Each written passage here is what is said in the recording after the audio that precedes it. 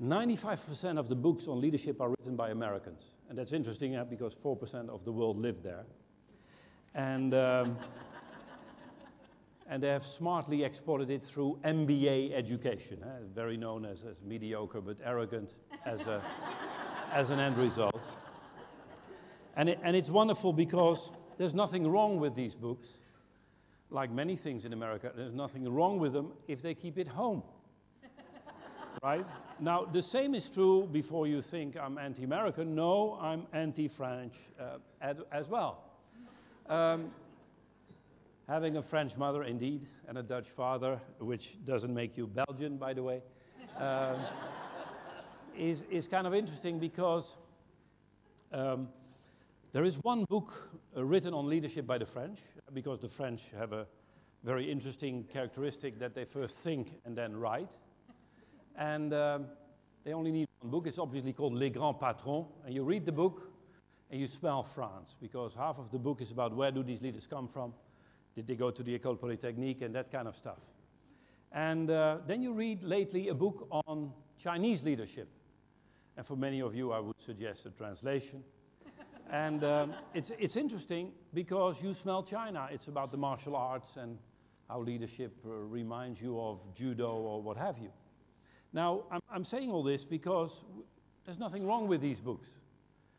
If you go to America, you read the American book. If you go to France, you read the French book. And if you go to China, you read the Chinese book. And I remember when I started our company 25 years ago, after my little career in Shell, a lot of training was asked by people in HR that you meet every day today.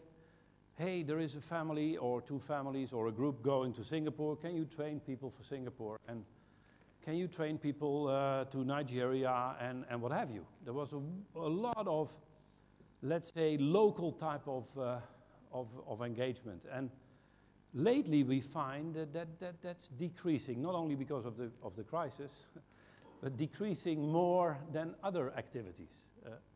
Increasingly, we get questions, can you help our management to deal with multiculturalism? Now, multiculturalism is an interesting phenomenon.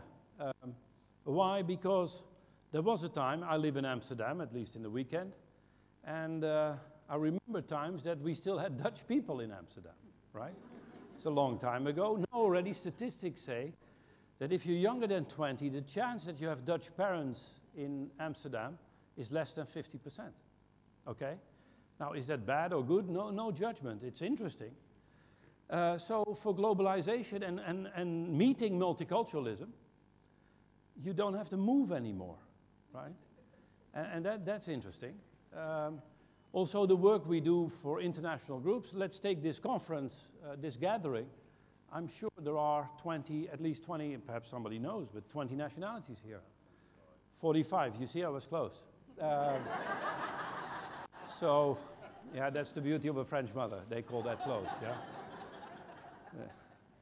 Now, I'm saying this because the paradigms we developed on leadership, for example, were local. The American book were great for Americans in America. The French book was great for French in France.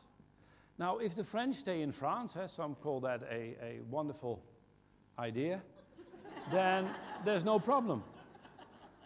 If the Americans stay in America, no comment, yeah? But now suddenly you have to lead a group of French, Japanese, Nigerians, Swedes, Dutch. What book will you ask them to read? That's my point.